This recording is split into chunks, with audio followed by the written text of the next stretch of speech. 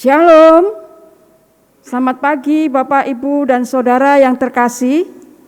Majelis Jemaat GKI Gejayan menyampaikan selamat beribadah kepada semua warga jemaat dimanapun berada yang mengikuti siaran live streaming. Mari kita mempersiapkan diri dan hati kita untuk mengikuti ibadah pada hari ini. Bersama ini kami informasikan beberapa warta lisan sebagai berikut. 1. Mengingat saat ini di Yogyakarta dan beberapa kota lainnya diberlakukan PPKM level 3, seiring dengan meningkatnya pandemi COVID dan juga dalam rangka ikut mendukung usaha pemerintah dalam membendung gelombang 3 pandemi, maka Majelis Jemaat GKI Gejayan Yogyakarta memutuskan bahwa mulai hari ini, Minggu 20 Februari 2022 sampai dengan akhir Maret 2022 atau sampai dengan ada keputusan Majelis Jemaat berikutnya, semua ibadah onsite dialihkan menjadi ibadah online dengan jadwal sebagai berikut. Pukul 8 WIB live streaming di GKI Gejayan dan pukul 11 WIB live streaming di The Grace. Kedua, Kelas School of Discipleship membuka pendaftaran kelas baru selama bulan Februari untuk tahun 2022. Kelas akan dilaksanakan secara online. 3. Persekutuan Hana Simeon akan dilaksanakan pada hari Selasa 22 Februari 2022 pukul 10 WIB via Zoom dan YouTube GKI Gejayan. Keempat, kegiatan Kompas akan dilaksanakan pada hari Selasa 22 Februari 2022 pukul 18 WIB via Zoom dan YouTube GKI Gejayan. Kelima, Kelas School of Counseling atau SOC membuka pendaftaran kelas baru angkatan ke-13 tahun 2022. Pembukaan kelas baru ini akan diawali dengan webinar pada hari Selasa 8 Maret 2022 pukul 18 WIB via Zoom. Webinar ini terbuka untuk umum. Keenam, Sakramen Baptis Anak akan dilaksanakan pada hari Jumat 8 April 2022 pukul 16 WIB. Sakramen Baptis Dewasa dan Sidi dilaksanakan pada hari Sabtu 9 April 2022 pukul 16 WIB. Apabila peserta baptis anak tidak banyak, maka pelaksanaannya akan disatukan dengan baptis dewasa dan sidi. Percakapan pastoral untuk baptis dewasa dan sidi dilaksanakan pada hari Rabu 9 Maret 2022 pukul 18 WIB melalui Zoom. Sedangkan untuk baptis anak akan diinfokan kemudian. Pendaftaran dibuka sampai dengan hari Minggu 6 Maret 2022 dan pendaftaran di kantor gereja pada setiap jam kerja. Ketujuh, Good Ministry akan mengadakan training skill of leaders pada hari Senin 21 Februari 2022 pukul 19 sampai 21 WIB via Zoom. Kegiatan ini ditujukan untuk leader, calon leader, dan jemaat umum jika kuota masih memenuhi. Kedelapan, tim diakonia transformatif melalui Depot Tetulung mengajak Bapak Ibu Saudara untuk berbagi kasih dengan sahabat Tetulung melalui Depot Tetulung dengan cara menjadi donatur untuk aksi diakonia dalam bentuk dana, natura atau sembako, ataupun pakaian bagus pakai. Donasi bisa disampaikan melalui kantor Pondok Tetulung atau transfer. 9. Jemaat dapat melihat warta jemaat dan katalog tetulung secara lengkap dengan melihat akun atau link media sosial GKI Gejayan. Ibadah pada hari ini dengan tema ibadah menjadi anak-anak Allah yang berkualitas, lebih dari yang biasa.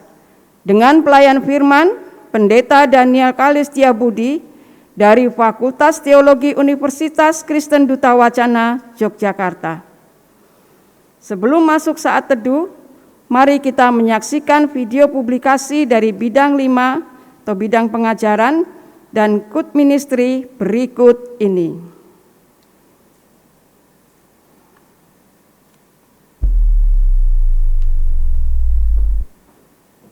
Shalom saudara, bidang 5 GKI Gejayan adalah bidang pengajaran yang mewadahi School of Ministry.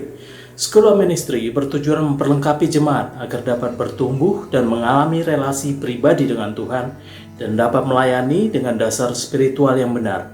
Jemaat dapat memilih dan bergabung pada salah satu kelas yang tersedia berikut ini.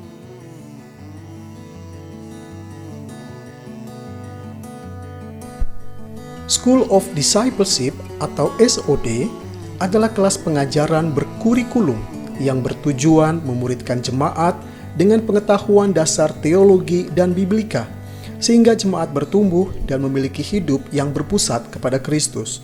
Program SOD dikemas dalam bentuk kelompok besar serta diskusi dalam kelompok kecil untuk menghayati topik bahasan dan mengaplikasikannya dalam kehidupan.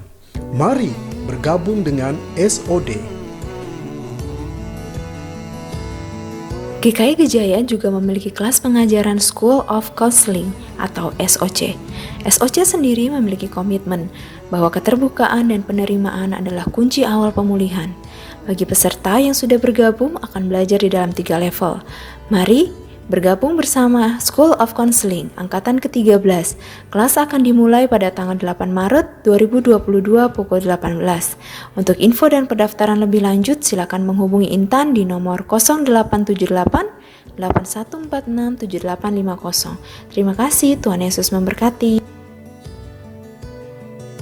Kompak adalah komunitas pembinaan ajaran dan karakter yang berkurikulum dengan menggunakan buku Cambium, di mana ada 3 level tentang dasar-dasar iman Kristen, yaitu berakar dalam Kristus, bertumbuh dalam Kristus, dan berbuah dalam Kristus. Setiap materi dibagi dalam 2 bagian, yaitu pengajaran bersama dalam kelompok besar dan kelompok kecil untuk membahas topik pengajaran lebih dalam, berbagi hidup, dan saling menguatkan. School of Prayer atau SOP adalah kelas pengajaran GKI Gejayan yang menitik beratkan pada pengembangan doa.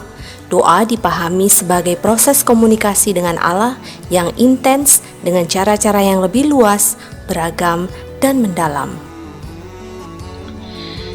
Seringkali kita sulit untuk menyatakan atau mewartakan pada sesama betapa besar kasih Tuhan bagi kita.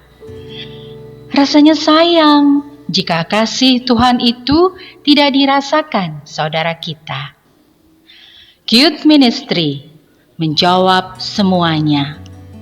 KUT hadir sebagai komunitas anak-anak Bapa yang bertumbuh dan berdampak bagi sesama.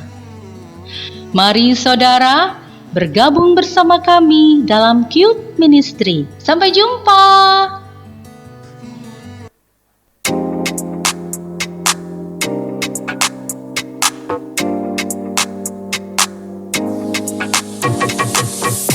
Dalam kehidupan berjemaat yang heterogen, salah satu hambatan kita untuk mengetahui pergumulan seseorang adalah kita sulit untuk mengenal rekan, sahabat, saudara sepelayanan kita.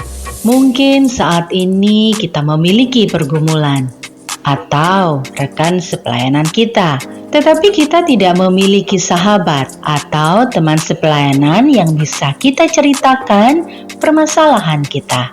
Salah satu sarana kita untuk mengenal lebih dalam dan kita bisa saling berbagi pergumulan pribadi adalah melalui KUT Ministry. Saat ini, GKI Gejayan telah memiliki kelompok kecil sebagai sarana jemaat untuk bisa bertumbuh dalam iman, sharing pergumulan, dan sarana kesaksian dalam kita berelasi dengan sesama maupun dengan relasi dengan Allah Bapa. Youth Ministry adalah persekutuan yang sifatnya informal, bisa dilaksanakan di mana saja, baik offline maupun online, bisa dilaksanakan oleh siapa saja, dan bisa dilaksanakan kapan saja, sesuai dengan kesepakatan waktu di masing-masing kelompok. Selamat bergabung dalam Youth Ministry. Jika Bapak, Ibu, atau saudara-saudari tertarik, silakan menghubungi nomor-nomor telepon di bawah ini. Tuhan Yesus memberkati. Shalom keluarga GKI Gejayan, senang ketemu Anda. Tapi pertanyaannya, sudah ikut Youth Ministry belum? Ayo ikut Youth. Ada yang tanya, Pak, Youth itu apa? Youth itu seperti kelompok kecil atau KTP. Bedanya ini lebih menekankan pada fellowship, supaya ada berbagi pengalaman bagaimana kita berelasi dengan Tuhan dan dengan sesama. Pertanyaan yang lain, mengapa Pak Youth itu penting? Nah kan ini kan mewujudkan visinya GKI Gejayan, membangun komunitas anak-anak Bapak yang bertumbuh dinamis dan berdampak bagi masyarakat multikultural di Indonesia. Jadi Gejayan ingin ada komunitas yang erat akrab satu sama lain, supaya melalui keeratan itu kita makin dekat, nggak cuma dengan sesama, dekat dengan Allah Bapa juga. Dan disitulah Youth Ministry membangun relasi dengan Bapa dan dengan sesama, dan bersama-sama tumbuh. Melalui Youth kita belajar firman, belajar sharing of life, belajar membangun spiritualitas yang sehat dalam kehidupan sehari-hari. Nah, sekarang pertanyaannya, sudah ikut Youth? Ayo daftar ya, supaya melalui semuanya itu kita bersama-sama memuliakan Tuhan dalam kebersamaan. Tuhan memberkati.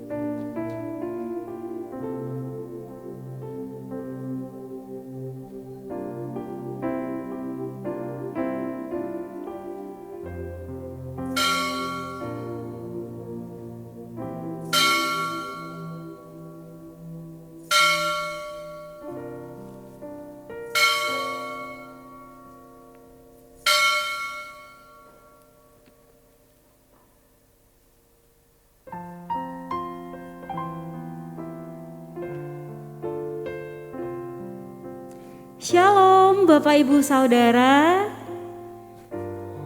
Ya, puji Tuhan kita kembali berkumpul di ibadah minggu ini.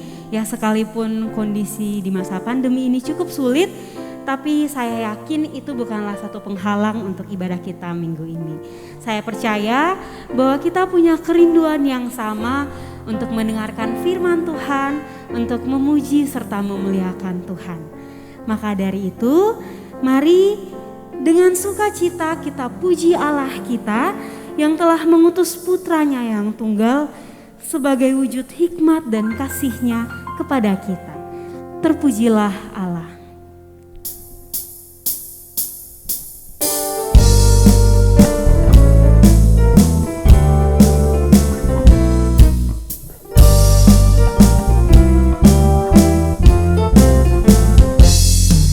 Terpujilah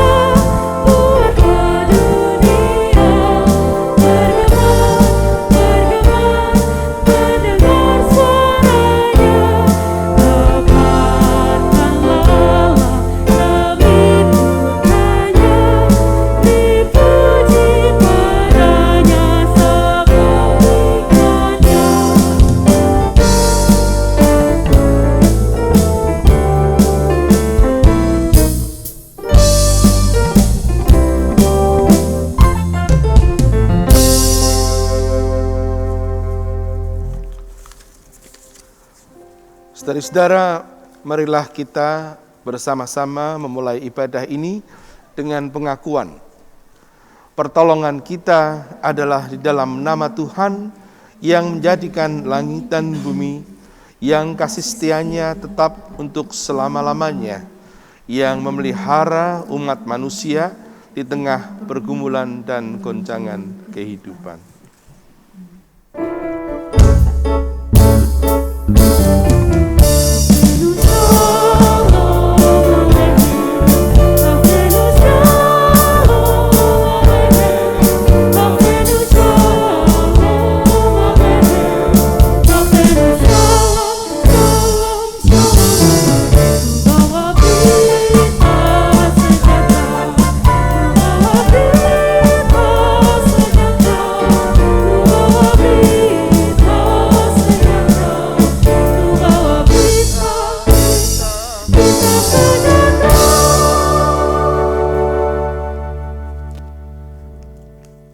Selamat hari Minggu Bapak Ibu sekalian yang mengikuti ibadah ini dari rumah, secara khusus yang mengikuti Zoom. Barangkali ada di antara Bapak Ibu yang hendak menyampaikan pokok doa untuk doa syafaat nanti, dipersilahkan open mic atau dikirim di kolom chat. Dan bagi Bapak Ibu yang mengikuti secara live streaming via YouTube, juga dipersilahkan menuliskannya di kolom chat. Silakan jika ada yang hendak menyampaikan secara lisan.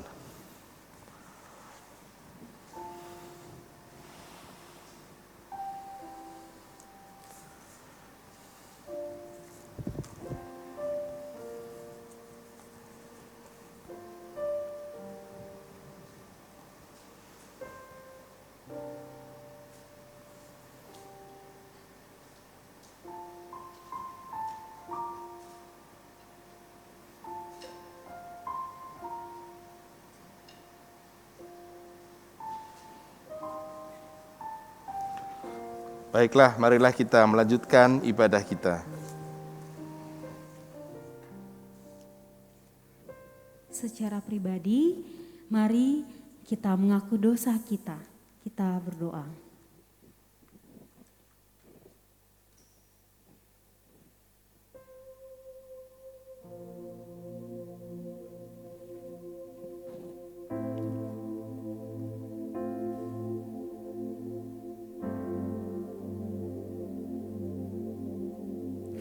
Inilah kami Tuhan, dengan jujur dan hati yang terbuka, kami datang ke hadapan-Mu, mengakui dosa dan pelanggaran yang kami lakukan melawan kehendak-Mu. Kami mengaku bahwa dalam keseharian kami telah mendukakan hati-Mu melalui ucapan dan perilaku kami. Kiranya Engkau berkenan mengampuni salah dan dosa kami. Amin.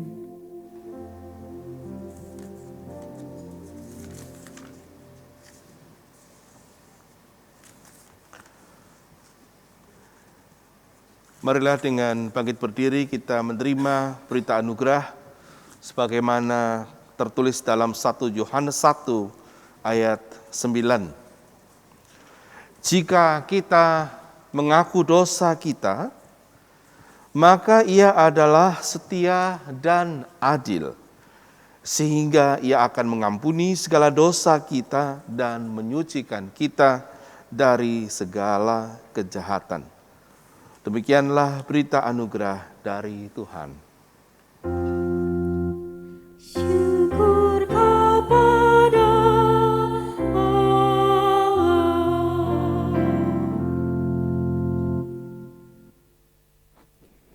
Sebagai manusia lemah, seringkali kita merasa tersakiti dan kita perlu belajar dari Bapa kita yang Maha Pengampun dan juga mengasihi tanpa pamrih. Mengampuni.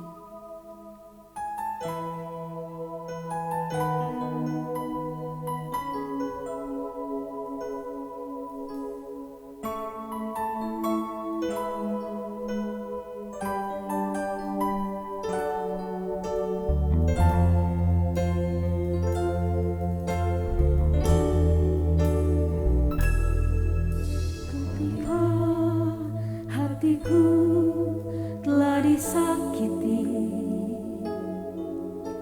ajarku memberi, hati mengampuni.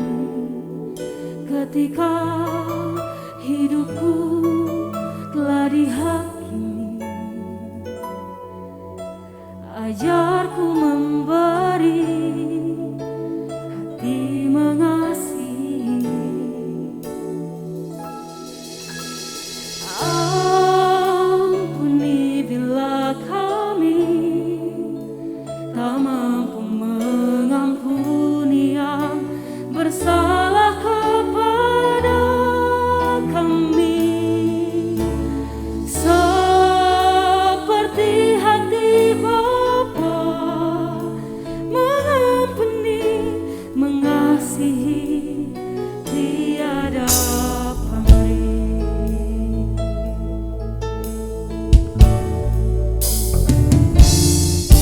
Ketika hatiku telah disakiti, ajarku memberi, hati mengampuni. Ketika hidupku telah dihakimi, ajarku memberi, hati mengasihi.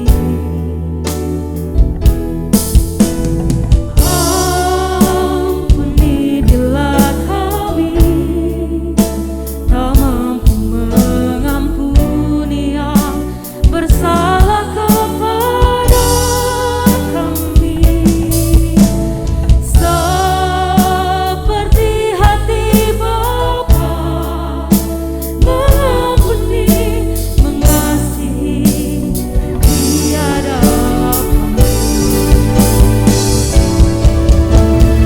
Ampuni bila kami tak mampu mengampuni yang bersalah kepada kami, seperti hati Bapa mengampuni, mengasihi tiada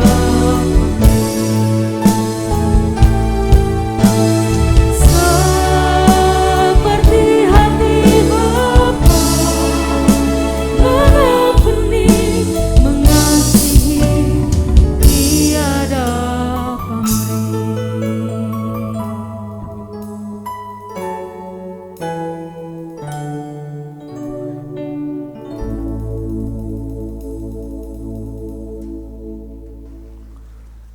Saudara-saudara, sekarang marilah kita berdoa, mohon pimpinan Roh Kudus agar kita dapat memahami bacaan Alkitab yang akan bersama-sama dibaca dan kita renungkan. Marilah berdoa. Kami sungguh mengakui ya Tuhan akan keterbatasan manusiawi kami dan menyadari akan kedalaman misteri yang dikandung dalam bacaan suci. Karena itu sebelum kami membaca dan merenungkannya, kami mohon pertolongan Roh-Mu yang kudus, Roh penghibur dan Roh penolong itu, agar bekerja di dalam hati dan pikiran kami sedemikian rupa, supaya bacaan Alkitab dan perenungannya boleh kami pahami oleh hikmat dan pertolongan Roh-Mu. Bantulah hamba-Mu yang lemah dan sederhana agar dapat menguraikan sabda bagi umat Tuhan. Dan kemudian kami juga mohon supaya kami semua dikuatkan untuk menjadi pelaku-pelaku firman Tuhan. Demi Kristus kami berdoa. Amin.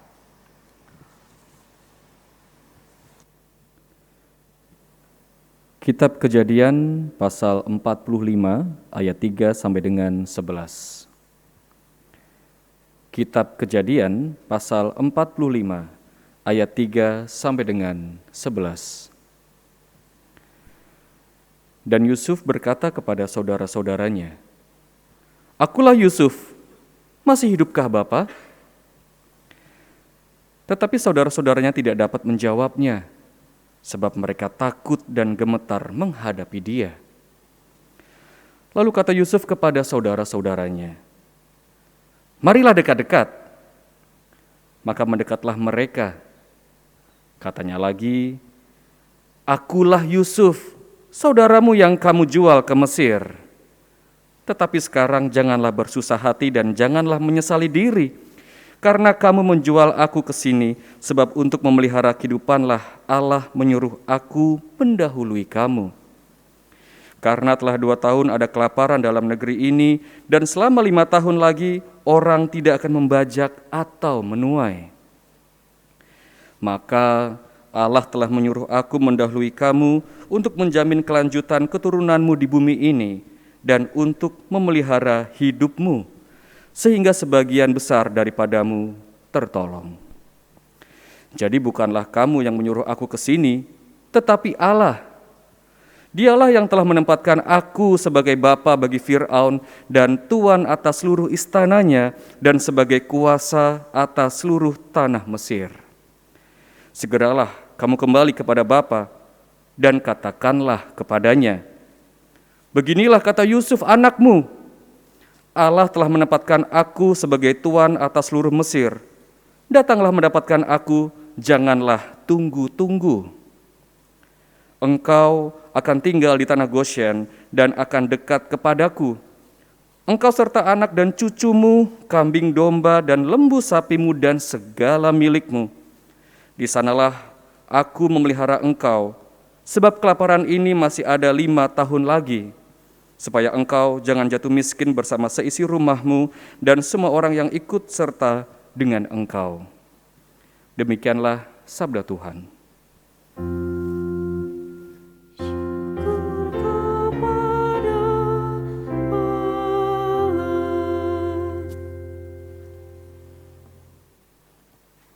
Mazmur 37 ayat 1 sampai ayatnya yang ke-9.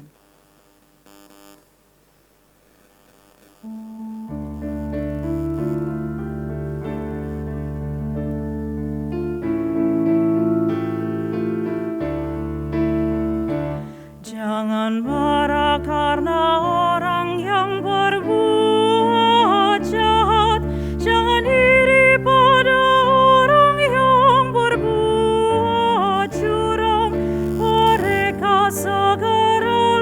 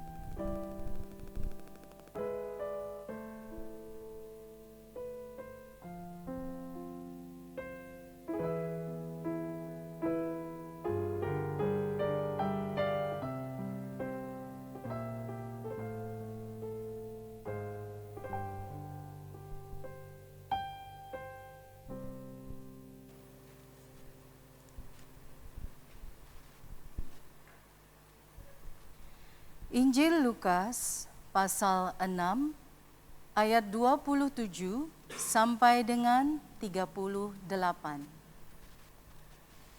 Injil Lukas pasal 6 ayat 27 sampai dengan 38.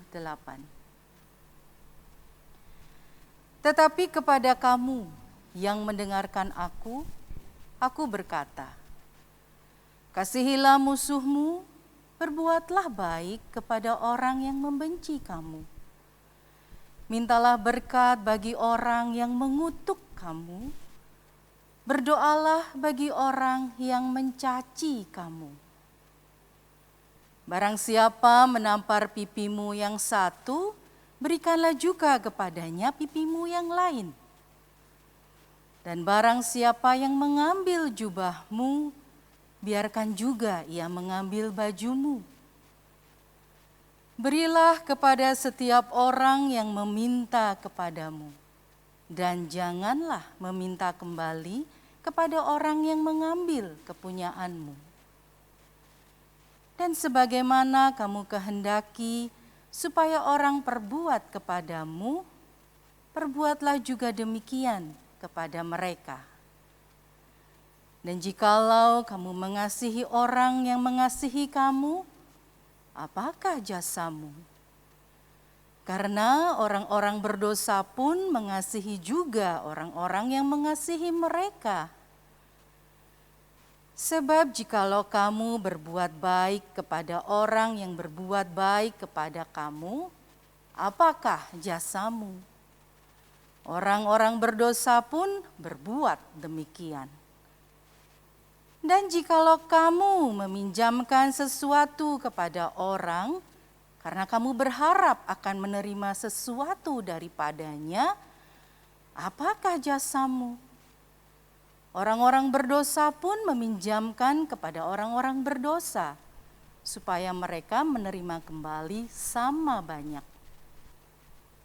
Tetapi kamu, kasihilah musuhmu dan berbuatlah baik kepada mereka dan pinjamkan dengan tidak mengharapkan balasan. Maka upahmu akan besar dan kamu akan menjadi anak Allah yang maha tinggi. Sebab ia baik terhadap orang-orang yang tidak tahu berterima kasih dan terhadap orang-orang jahat.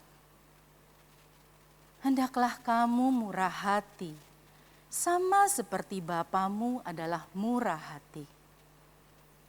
Janganlah kamu menghakimi, maka kamu pun tidak akan dihakimi. Dan janganlah kamu menghukum, maka kamu pun tidak akan dihukum. Ampunilah, dan kamu akan diampuni.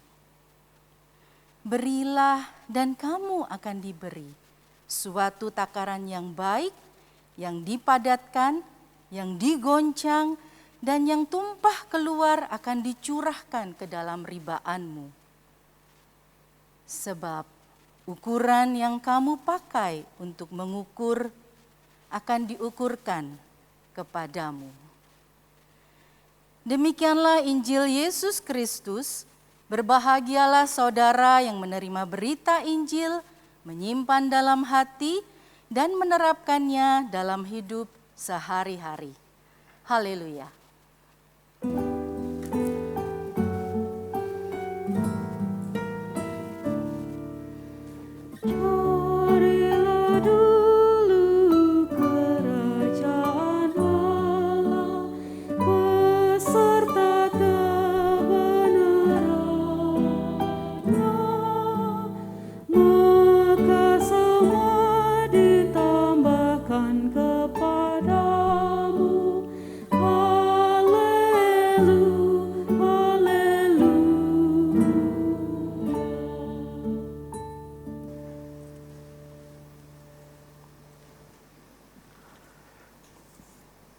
Sering kita melihat di majalah-majalah dua gambar serupa tapi tak sama, lalu orang diminta memilih berapa perbedaan. Nah, kalau kita memakai potret itu, ada dua hal serupa tapi tak sama, lalu kita diminta mencari perbedaan. Biasanya begitu orang bertemu teks Lukas ini, mulai dari pasalnya yang ke-6 sejak ayat yang ke-17, orang akan menyamakan atau membandingkan dengan Matius pasal 5. Dan langsung kita menemukan perbedaan yang sulit dijelaskan, yakni perintah dalam Lukas ini dari kata-kata bahagia sampai yang dibacakan tadi oleh lektor dan seterusnya mirip sekali dengan Matius pasal 5 yang ada ucapan bahagia dan ada perintah-perintah untuk melampaui sesuatu. Kamu telah mendengar firman, tetapi aku berkata kepadamu. Matius begitu. Bedanya di dalam Lukas, lihatlah pasal 6 ayat 17. Lalu ia turun dengan mereka dan berhenti pada suatu tempat datar. Di dalam Matius, silakan dicek, Matius pasal 5, dikatakan di situ, Yesus naik ke atas bukit dan setelah duduk lalu ia berkata, berbahagialah. Loh, ini gimana ini? Yang betul yang mana? Sabda bahagia dan perintah untuk mengasihi musuh ini disabdakan di atas bukit atau di tanah datar? Nah, karena audiens lebih banyak di rumah, di Zoom, yang di sini hanya sedikit, jadi saya bertanya pada yang sedikit saja yang ada di sini, ya. Mbak lektor yang tadi membaca, mengapa bisa begitu? Yang betul itu Tuhan Yesus itu omong di mana? Di atas bukit atau di tanah datar? Atau bagaimana? Silahkan, coba.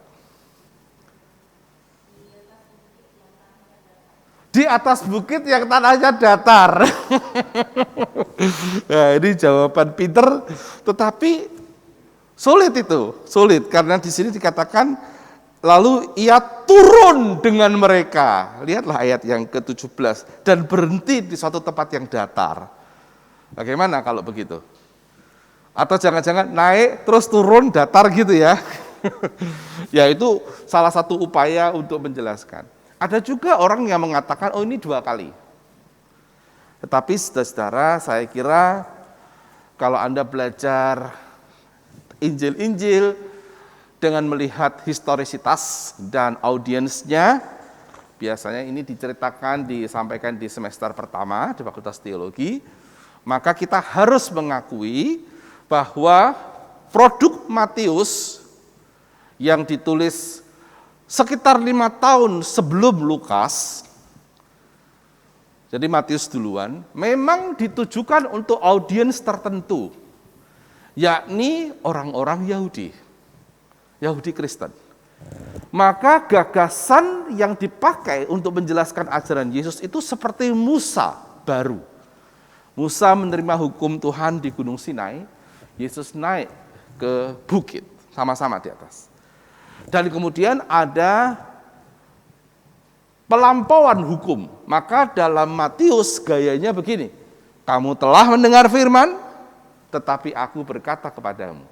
Nah, yang kamu telah mendengar firman itu adalah Taurat, lalu dilampaui. Jadi Matius sebagai Injil yang ditujukan kepada audiens Yahudi, Kristen, mau mencitrakan Yesus sebagai pemberi hukum yang baru. Dia Musa baru. Nah, Lukas audiensnya lain.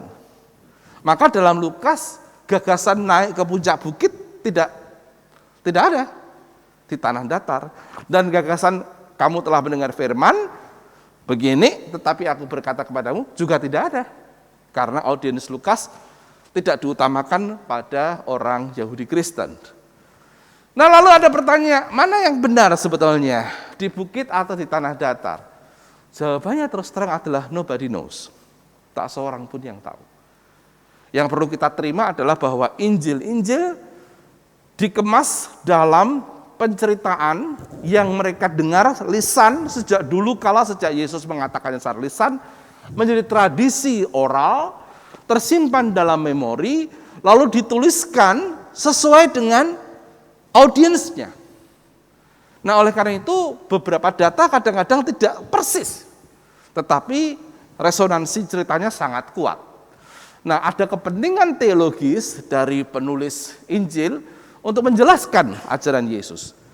Bagi orang-orang Yahudi dalam konteks Matius, mau dijelaskan bahwa Yesus mau melampaui hukum Taurat, dia Musa baru. Bagi Lukas, karena audiensnya bukan Yahudi, maka diceritakan dengan gaya yang meninggalkan keyahudian. Mungkin ini tidak memuaskan Anda, tetapi ini perlu saya katakan supaya ketika Anda membaca teks ini dan lalu bingung, Anda tidak akan terjebak pada hal-hal yang sifatnya katakanlah konteks pembaca, tetapi Anda bisa lanjut kepada inti berita.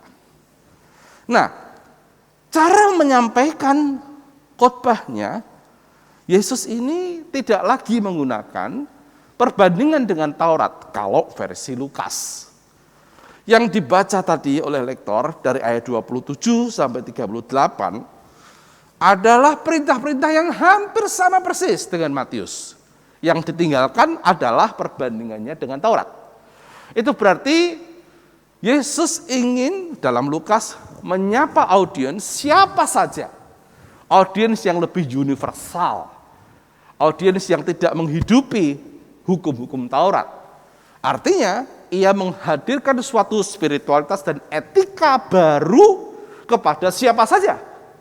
Dan konsepnya sebetulnya bisa juga kita lacak di beberapa tradisi. Misalnya perintah di ayat yang ke-31 itu bukanlah sama sekali baru.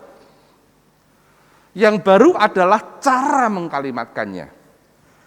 Karena perintah di ayat 31, saya baca 31, dan sebagaimana kamu kehendaki supaya orang perbuat kepadamu, perbuatlah juga demikian kepada mereka. Sebetulnya sudah ada juga dalam tradisi Bhagavad Gita, Mahabharata, dan dalam Konfusianisme. Saya kutipkan kalimat mirip dari abad ke-15 sebelum Masehi. 1500 tahun sebelum Masehi. Dalam Mahabharata. Begini. Do not unto others that which would cause you pain if done to you. Mahabharata ini. Jadi jangan lakukan pada orang lain apa yang kalau itu dilakukan orang kepadamu akan membuatmu menderita atau sakit, merasa kesakitan. Jangan. Nah, 10 abad kemudian setelah Mahabharata, zaman Konfusianisme, Konfusius mengatakan mirip, kalimatnya begini. Do not do to others what you do not want them to do to you. Jangan lakukan pada orang lain apa yang kamu tidak ingin orang lain perbuat padamu. Dan di masa Yesus sendiri, ada cerita terkenal, saya rasanya pernah menyampaikan ini di mimbar ini sekian waktu yang lalu, bernama Syamai dan Hillel. Izinkan saya mengulang ceritanya. Ada orang non-Yahudi datang kepada Syamai. Syamai dan Hillel adalah nama guru rabi-rabi terkenal di masa Yesus. Hillel ini adalah gurunya Gamaliel, lalu kita tahu Paulus muridnya Gamaliel. Nah, Syamai itu kelompok garis keras, Hillel moderat. Ada orang, diceritakan, non-Yahudi datang kepada Syamai dengan permintaan begini. Rabi, jika engkau mampu menceritakan kepadaku seluruh hukum Taurat, ketika aku masih mengangkat satu kakiku, maka aku akan mengikuti agama Yahudi. Bayangkan ini, seluruh hukum Taurat loh. Hukum Taurat itu kalau Musa kan 10 di Sinai itu. Tahukah Anda bahwa itu diderivatkan, diturunkan oleh pembuat hukum menjadi 613. Sering saya katakan ya, 613 hukum. 365 do not dan 248 do.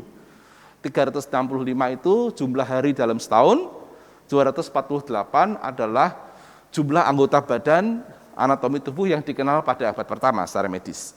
Jadi 10 hukum itu diderivatkan sampai memenuhi seluruh kehidupanmu sebagai manusia yang hidup dalam tahun-tahun hari-harimu.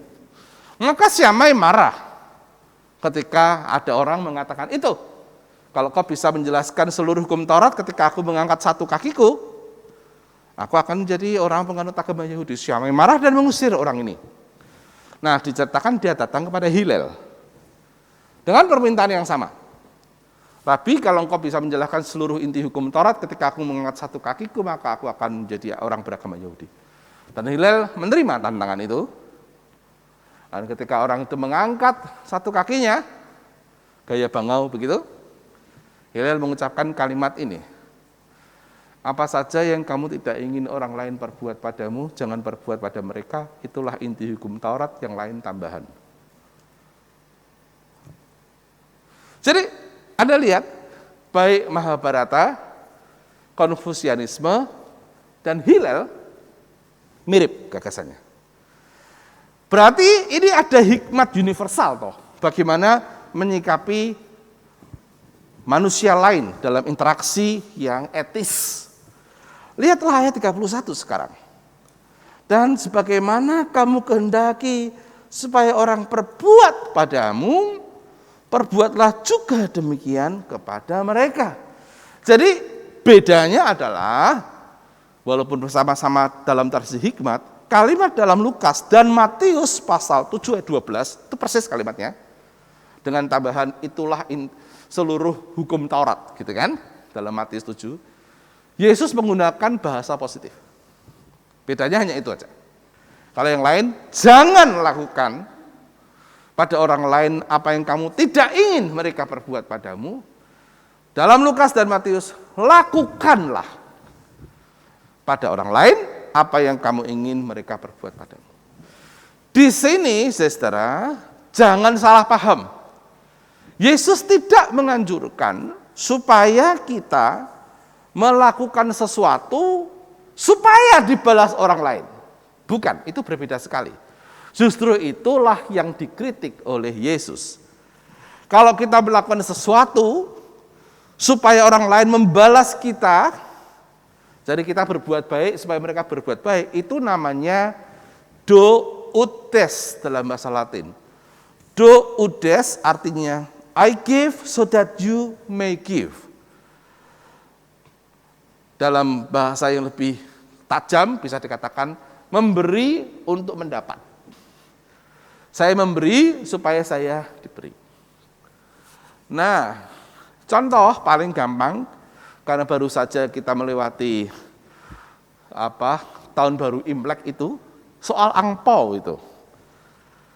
Itu menarik loh itu, kalau di dalam satu rumah ada keponakan-keponakan. Anaknya adik kita, anaknya kakak kita, begitu. Kadang terjadi kesepakatan begini, supaya impas, nanti anak-anakmu kan misalnya 3, saya kasih segini, anakku tuh 5, kamu kasih segini, ya gitu kira-kira. Jadi sebetulnya dalam rangka pengimbangan aja, aku memberi tapi kamu kasih loh ya. Saya kasih ke anakmu tapi kamu kasih ke anakku, awas kalau enggak. Nah lalu konsepsi dari angpau itu jadi hilang. Tanda sukacita berbagi kegembiraan lewat anak dikasih uang, wah senang sekali, itu jadi hilang. Karena lalu orang tuanya berpikirnya take and give, doudes. Itu contoh paling sederhana, tapi itu juga sering terjadi dalam kehidupan kita. Kita tidak sungguh-sungguh berbuat baik, kecuali kalau kita yakin dan kita berharap orang itu akan membalasnya.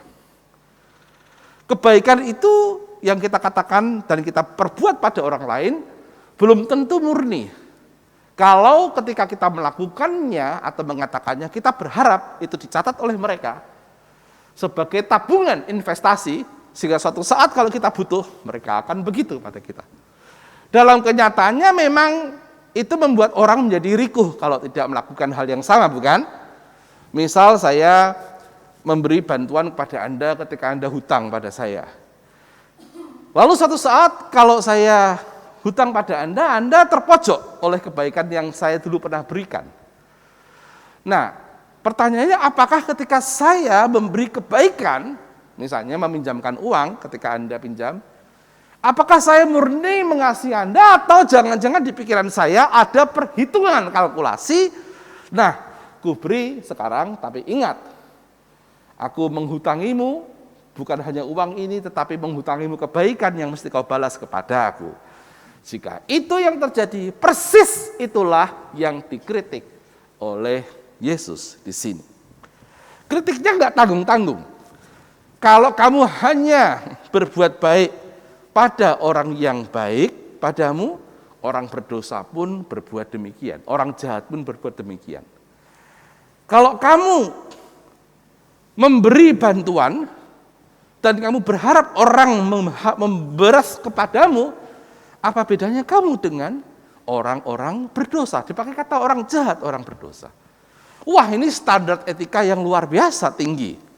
Itu berarti kan Yesus menginginkan agar para pendengarnya, kepada kamu yang mendengarkan aku, ayat 27, kepada kamu yang mau sungguh-sungguh memperhatikan perintahku, aku memberikan kepadamu suatu perintah baru, etika baru, yang melampaui yang biasa. More than usual. Itulah yang mencirikan bahwa kamu anak-anak Allah. Saudara-saudara, ini tidak mudah sama sekali. Karena kita terbiasa berpikiran timbal balik dan kadang kita impulsif. Mereaksi dengan cepat ketika terjadi sesuatu. Kurang perenungan, kurang memikirkan apa yang kira-kira akan Allah lakukan kalau di situasi seperti saya. Kadang-kadang sikap kita kepada realitas kita itu dua ya, impulsif atau balance, sekedar keseimbangan. Nah, ini yang minta dilampaui. Yang harus dilampaui adalah sikap yang sekedar cepat, mereaksi secara balance, dan sikap yang mengharapkan sesuatu ketika kita memberikan kebaikan. Dua hal ini manusiawi ada dalam diri kita. Siapa yang tidak begitu? Tetapi itu yang minta dilampaui dan itu sama sekali tidak mudah. Dikatakan di dalam bacaan ini, anchornya, jangkarnya adalah Allah sendiri. Allah yang maha tinggi, yang baik terhadap orang-orang yang tidak tahu berterima kasih, terhadap orang jahat. Hendaklah kamu murah hati sama seperti Bapamu murah hati. Dipakai kata baik kepada yang jahat itu dipakai kata sertos, jadi manageable, bisa mengatur, menguasai kejahatan. Dan kata murah hati adalah oiktirmos, compassion, bela rasa. Dua itu yang harus menjadi standar sikap spiritualitas etika baru dan bukan impulsivitas, pula bukan sekedar kestimpalan. Kita mesti bergerak dari ini ke sini. Dari impulsivitas, sekedar cepat, kestimpalan kepada kemampuan memanage kejahatan yang kita alami dan kemampuan untuk berbela rasa kepada orang lain. Saudara-saudara, sama sekali tidak mudah. Karena teks-teks seperti ini misalnya, jangan menagih orang yang berhutang padamu, sering dimanfaatkan oleh orang dengan sengaja berhutang pada kita. Dan kalau kita menagih, barangkali dia menuntut sesuatu, ya ini jangan kau tagih aku, karena engkau kan harus mendengarkan firman Tuhan. Nah, saudara, saya tahu rasanya dijebak seperti itu. Terutama ketika masih menjadi pendeta jemaat dulu di Salatiga. Ya memang saya tidak akan cerita ke majelis dan ke siapa-siapa, tetapi orang dengan status pendeta jemaat itu rentan sekali. Jemaat bisa datang ke tempat kita, rumah kita, dan meminta pinjaman, menceritakan masalahnya, implisit dia tidak akan meminta uang, tapi eksplisit dia tidak akan minta uang, tapi implisit kita tahu maksudnya apa. Kadang orang luar sama sekali tidak kita kenal. Entah itu orang dari gereja lain atau barangkali bukan orang Kristen. yang tanya ke satpam, kalau dalam konteks saya itu tanya ke satpam di perumahan itu di mana ada rumah pendeta. Kenapa saya tahu orang itu pasti manfaatkan status kependetaan dan asumsi kekristenan? Karena dia bisa datang ke saya dengan kasus yang sama selama 2 kali dalam setahun. Dia mungkin menganggap saya akan lupa, padahal tidak. Jadi kadang-kadang orang dijebak di situ. Lalu kalau kita tidak berbuat baik, bagaimana ya? Aku kan pendeta, aku kan orang Kristen, aku kan majelis, aku kan ini itu. Dan orang yang meminjam kita itu dengan sengaja mau membuat kita itu tidak bisa lain kecuali memberi pinjaman. Dan kalau sudah memberi pinjaman, jangan kau tarik ya, karena ada firman Tuhan.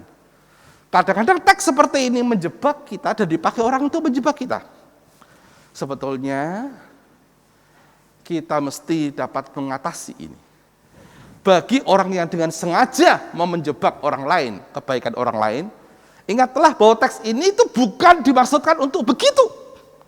Bahwa ada orang-orang tertentu yang demikian baik, yang tidak menagih kembali, yang tetap baik padamu ketika engkau jahat kepadanya, itu adalah perjalanan spiritual mereka. Tidak ada hak bagimu untuk dengan sengaja memanfaatkan ayat-ayat Alkitab menyudutkan saudaramu yang baik itu. Bertobatlah, tidak boleh itu terjadi. Tetapi juga bagi kita yang dalam kondisi mendapatkan kesempatan menolong, kita juga harus mengingat bahwa jebakannya adalah kita membantu mereka karena sudah dikatakan oleh Tuhan Yesus. Tidak bisa lain, hati nurani kita tidak ikut. Lalu kita menolong mereka dengan terpaksa. Apalagi kita khawatir kalau orang menganggap kita tidak seperti yang difirmankan Alkitab. Sehingga lalu kita berbuat baik dengan hati nurani yang tidak ikut serta. Hal-hal itu adalah problem sesehari yang kita alami, saudara. Nah, dalam bacaan ini, dalam ibadah minggu ini, dalam tema menjadi anak-anak Allah yang lebih dari biasa, mari kita melihat kembali intinya. Anda dan saya diminta untuk meneladani perspektif Bapa, yakni mengganti kesetimpalan cara berpikirnya, menggantinya dengan kemampuan untuk memanage kejahatan yang datang, kata baik sertos tadi, dan otirimos, kemurahan hati. Itu bagian kita. Nah, memang ada barangkali orang yang akan memanfaatkan ini dan menjebak kita. Sadarilah itu, tetapi juga sadarilah bahwa Anda bisa menggunakan realitas yang datang itu ketika momen itu tiba sebagai latihan rohani. Memeriksa apakah dirimu sendiri jujur dan bersih, memeriksa apakah engkau melakukan kebaikan karena dipengaruhi oleh inspirasi Allah atau karena dikondisikan oleh perasaan bersalah.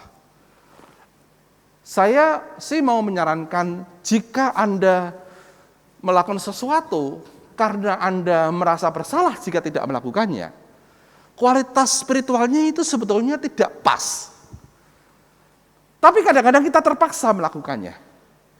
Nah, usahakanlah supaya ketika momen itu tiba, Anda memiliki hati terbuka untuk menyadari momen itu sebagai momen latihan rohani. Aku belum bisa memberi dengan hati nurani yang tulus ya Tuhan. Tolong aku. Atau mungkin Anda mengambil sikap tidak membantu dia daripada Anda terjebak kepada permainan yang sengaja dia mainkan. Itu pun bisa dipahami. Manapun pilihan Anda, yang bagi saya penting adalah sejauh mana firman Yesus ini menyadarkan kita bahwa apapun yang kita ambil dan kita pilih dan kita lakukan dalam hidup, kiranya itu diinspirasi sungguh-sungguh oleh pengalaman keilahian yang menyentuh kita. Yaitu pengalaman keilahian yang menghadirkan rahmat Allah pada kita yang pernah kita alami. Dan yang begitu baik sehingga ketika kita jahat, ketika kita sesat dan berdosa, Allah masih mencintai. Nah, kemudian dalam perenungan itu ambillah sikap apapun juga, you are free. Tetapi jangan mengambil sikap hanya karena impulsif. Jangan hanya karena Anda ingin menanam kebaikan sehingga Anda bisa mengambilnya kembali, deudes. Lampaui itu.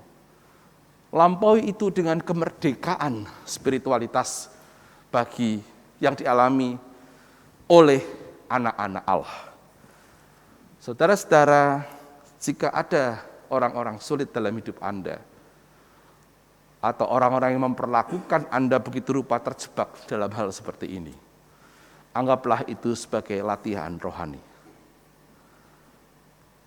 Tidak mudah, tetapi dari segi kita bisa manfaatkannya sebagai latihan rohani. Dulu di jemaat ada orang yang bagi saya jahatnya setengah mati. Saya sampai heran, orang itu kok bisa mengharapkan kejatuhan saya, gitu kira-kira ya. Sebelum jadi pendeta itu kan ada tahapnya kalau di gereja kami, dari tenaga orientasi ke pendeta muda ke pendeta. Dia itu bisa-bisanya menemukan bahwa saya itu punya 23 dosa. Ditulis resmi, disuratkan ke sinode saya.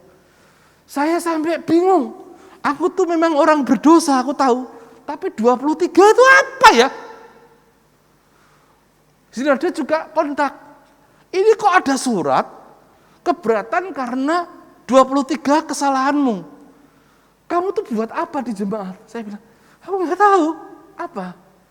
Nah, rupanya orang ini menurut saya punya persoalan dengan dirinya. Dia selalu menghantam para pendeta atau calon pendeta. Selalu menjadi problem maker. Sebelum saya sudah ada 2 atau 3 yang berhasil dia singkirkan. Gitu, kira-kira ya. Nah, orang itu menjengkelkan sekali. Saudara, saya itu gemes dan jengkel setiap kali dia terpilih jadi majelis. Kalau bisa itu janganlah gitu ya. Dalam hati saya loh. Lalu kalau dia terpilih jadi majelis kan sekitar 4 tahun di gereja kami. Saya itu berharap kapan orang ini segera lengser gitu.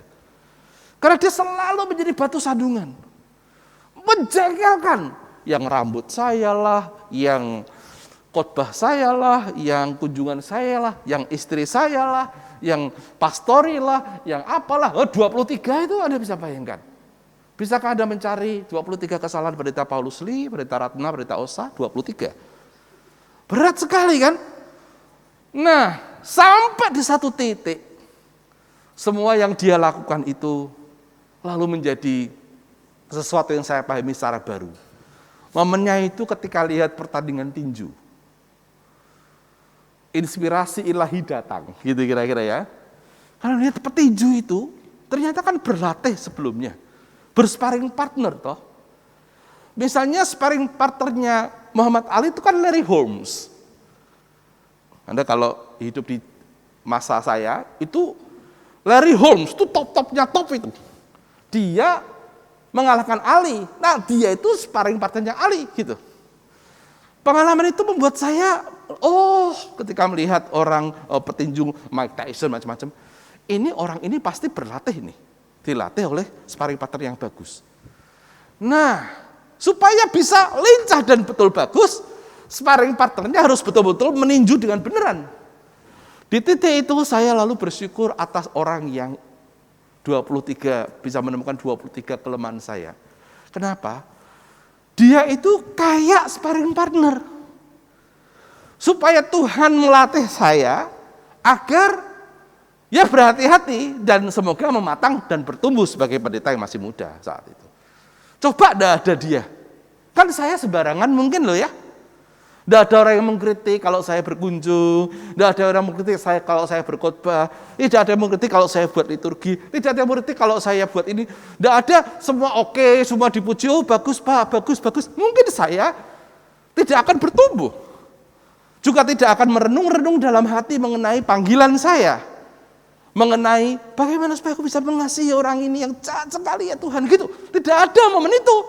Semua akan lancar-lancar saja dan saya tidak bertumbuh kemana-mana. Jadi orang ini layak saya ucapi terima kasih. Karena dia jadi sparring partner yang baik, sungguhan, dan gratis. Coba, kalau kita mau, tolong ya saudara, saya mau bertumbuh dalam spiritualitas kerajaan Allah seperti diajarkan Lukas ini. tolong ya, kamu jahat pada saya ya. Tolong ya, kamu utang jangan bayar ya. Tolong kamu gitu ya. Itu, ya, saya bayar deh kamu supaya saya ini bisa bertemu kursus, kamu ngelatih saya ya. Barangkali perlu kurikulum yang begitu rupa. Ini orang ini selama 12 tahun tuh full kurikulum tuh. Dengan segala macam tuh. Dan pula saya gak bayar sama sekali tuh. Dan sungguhan pula. Mukulnya tuh loh sungguhan. Ketika saya melihat tinju itu dan lalu sadar itu. Orang ini tiba-tiba itu menjadi, ya saya bukannya terlalu tidak sebel sama dia. Menjadi berbeda gitu. Kalau tadinya saya merasa, makhluk satu ini, ya ampun kenapa sih kok ada di gereja? Ya ampun, sekarang aku tahu kenapa dia ada di sini. Dia dipakai Tuhan untuk menjadi sparring partnerku. Nah, ini saya sharingkan supaya Anda memiliki perspektif yang baru, manakala dalam hidup ini, ketika Anda bicara Tuhan, ajar aku penuh kasih, ajar aku sabar, ajar aku apa, lalu terjadi peristiwa-peristiwa yang menjengkelkan. Ada minta sabar kan? Dikasih peristiwa yang membuat Anda jengkel, itulah latihannya. Katanya minta sabar. Berikan aku kemurahan hati ya Tuhan. Ya didatangkan orang yang akan manfaatkan Anda. Itulah latihannya. Ajar aku mengasihi. Tadi kayak lagunya Maria Sadi. Mengasihi. Apa tadi kalimat terakhir? Tiada henti atau apa gitu ya. Didatangkanlah orang-orang yang menjengkelkan. Mulai sekarang jika terjadi berbagai macam aral melintang dalam hidup. Salah satu yang bisa menolong Anda untuk menyikapi itu dengan baik adalah melihat hal itu sebagai media latihan rohani. Kita berlatih, kadang gagal, kadang berhasil. Tetapi lewat latihan itulah Anda dan saya bisa bertumbuh. Latihan itu adalah kurikulum bernama lakukanlah yang lebih dari biasa. Gantilah kestimpalan dan impulsivitas dengan kemurahan hati, dengan hidup yang mengejutkan lawan-lawanmu. Marilah berlatih setiap hari. Amin.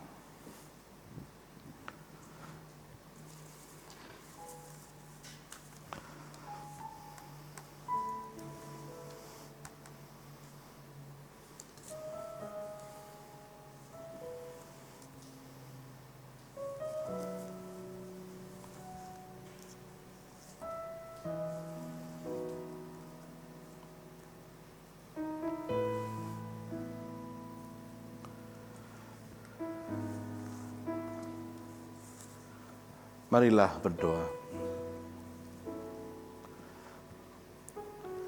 Tuhan, sabdamu indah tetapi sangat tak mudah. Sangat sulit. Sangat sukar bagi kami untuk mengasihi musuh kami. Untuk tidak mengharapkan orang lain yang kepadanya kami berbuat baik kepada kami. Sangat sulit untuk menjadi jernih, menyediakan hati seluas samudra untuk mengasihi dan mengampuni kesalahan mereka. Sangat sulit ya Tuhan, sangat sukar. Namun ya Tuhan, kami ingin belajar agar hidup kami semakin serupa dengan Kristus yang dengan hidupnya meneladankan semua yang Dia khotbahkan. Mampukan kami menarikan tarian Kristus dalam tarian kami setiap hari, sejak dari pikiran, perasaan, dan tindakan kami. Ya Allah, mampukanlah kami menjadi anak-anak-Mu yang menghadirkan belas kasihan dan cinta kasih kepada dunia. Mampukan kami berlatih spiritual melalui peristiwa-peristiwa yang terjadi, terutama yang menjengkelkan dan menyedihkan setiap hari. Kami mendoakan, ya Tuhan, untuk orang-orang yang bergumul dengan relasi yang buruk yang dialami dalam keluarga, dalam tempat pekerjaan, dalam kehidupan sosial. Mampukanlah ya Tuhan, agar relasi yang buruk yang mereka alami itu menjadi ajang bagi kami semua untuk berhati lembut, mengarahkan perspektif kami pada kehendak Tuhan, sehingga dalam relasi yang tadinya buruk itu kami boleh menghadirkan kesegaran dan cinta kasih. Sehingga keluarga yang barangkali tidak sempurna menjadi ajang cinta kasih yang dilatihkan. Pekerjaan dan orang-orang yang menjengkelkan yang ada di dalamnya menjadi media Tuhan mewartakan kasih-Mu melalui kami.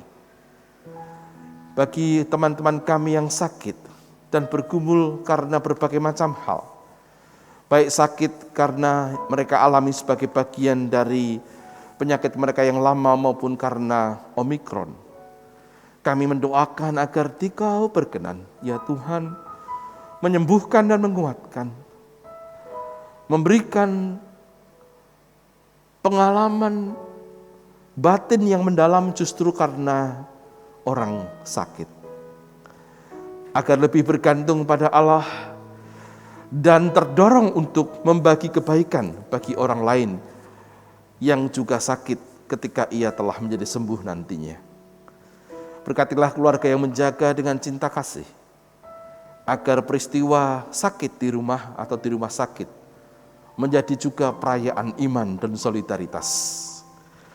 Kami menyerahkan bangsa dan negara kami kepada pimpinan Tuhan, agar berdinamika baik, menghadirkan tata nilai kerajaan-Mu, keadilan dan kebenaran, cinta kasih dan perdamaian serta keutuhan ciptaan. Kami prihatin khusus situasi di Ukraina pada hari-hari ini atas ketegangan internasional dengan Rusia. Kami mohon Engkaulah Tuhan yang menciptakan dunia dan semesta, yang mengatur jalannya sejarah bangsa-bangsa. Jauhkanlah kiranya perang ya Tuhan. Kiranya persoalan multidimensional yang terjadi di Eropa itu, dalam kaitan dengan berbagai macam kekuatan negara-negara lain, tidak menghadirkan, tidak menciptakan peristiwa buruk bagi umat manusia. Tuhan, tolonglah kami. Kami menyerahkan seluruh hidup kami dalam pimpinan-Mu. Mampukanlah kami menjadi anak-anak-Mu yang membawa cinta kasih dan kemurahan hati bagi dunia kami yang bergolak dan sakit. Demi Kristus kami berdoa. Amin.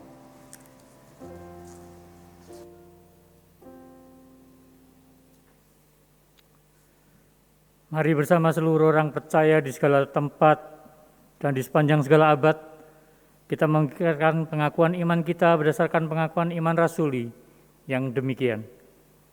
Aku percaya kepada Allah, Bapa yang Maha Kuasa, Khalik langit dan bumi, dan kepada Yesus Kristus, Anaknya yang tunggal, Tuhan kita, yang dikandung dari Roh Kudus, lahir dari anak darah Maria, yang menderita sengsara di bawah pemerintahan Pontius Pilatus, disalibkan, mati dan dikuburkan, turun ke dalam kerajaan maut.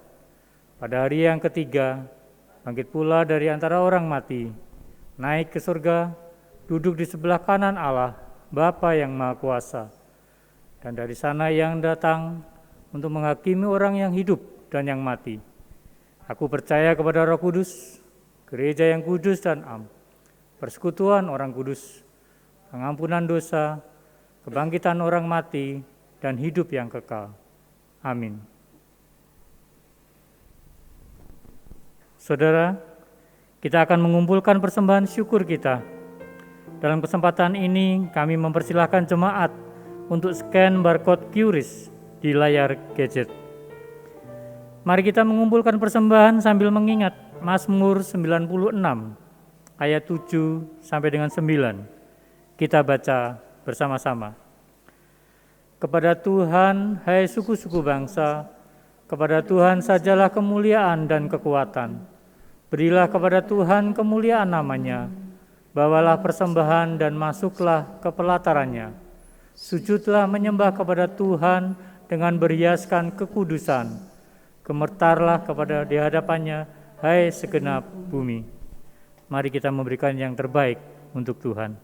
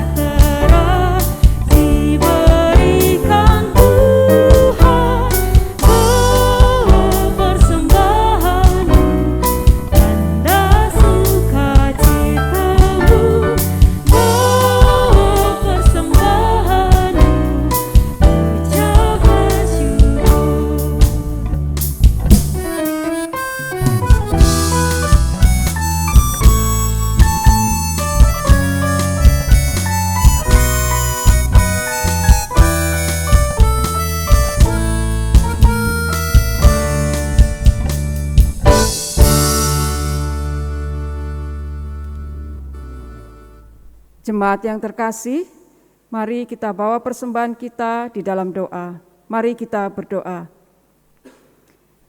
Tiada henti-hentinya kami mengucap syukur kehadirat-Mu yang kudus ya Tuhan. Di tengah situasi pandemi saat ini, Tuhan masih memberkati kehidupan kami. Terlebih-lebih juga Tuhan masih memberikan kesehatan di dalam kehidupan kami. Terima kasih ya Tuhan, begitu besar kasih setia Tuhan yang senantiasa melimpah di dalam kehidupan kami. Tuhan, melalui pekerjaan dan usaha kami masing-masing, Tuhan juga melimpahkan berkat rezeki di dalam kehidupan kami. Kalau saat ini Tuhan, kami boleh mempersembahkan sebagian dari berkat yang sudah kami terima. Kiranya persembahan yang sudah kami kumpulkan ini Tuhan, Engkau berkati, Engkau sucikan, agar persembahan ini boleh layak di hadapan-Mu. Berkati ya Tuhan tangan-tangan yang sudah memberi. Begitu juga Tuhan memberikan hikmat bagi mereka yang akan mengelola persembahan ini, sehingga persembahan ini boleh layak di hadapan-Mu. Terima kasih ya Tuhan.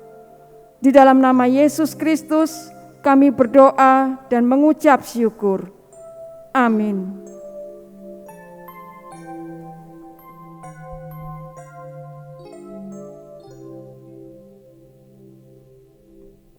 Bentar lagi kita akan melanjutkan tugas dan tanggung jawab kita. Sebagai anak Allah, kita tidak perlu merasa takut dan gentar karena kita punya Tuhan yang sangat mengasihi kita dan selalu menaungi kita kemanapun kita pergi. Besarlah kasih Bapakku.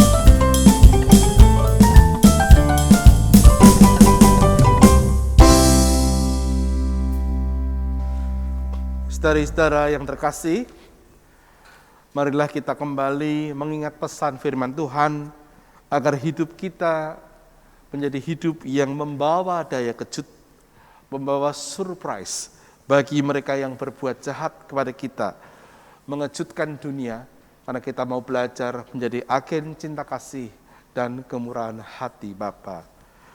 Kini, terimalah berkat Tuhan. Kasih Tuhan mengiringimu dan sayapnya melindungimu.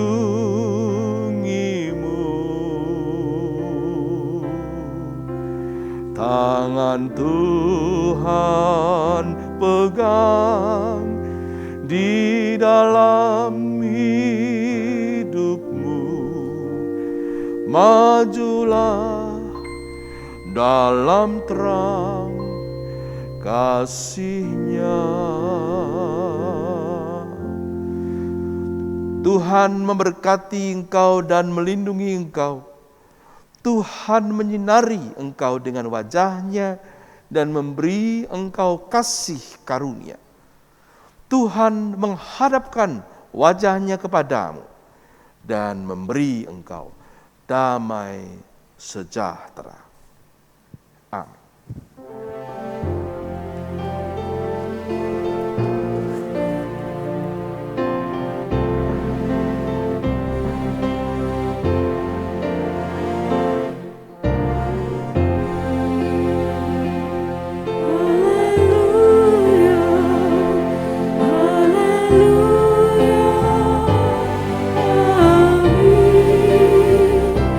Di saat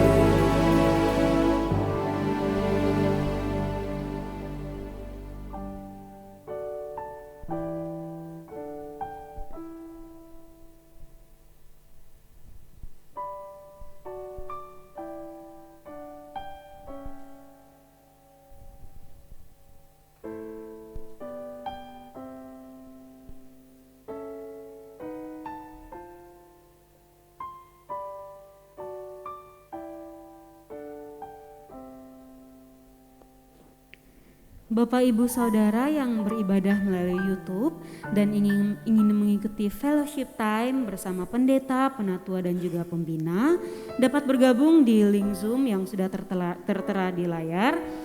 Selamat berkarya di pekan yang baru. Tuhan Yesus memberkati.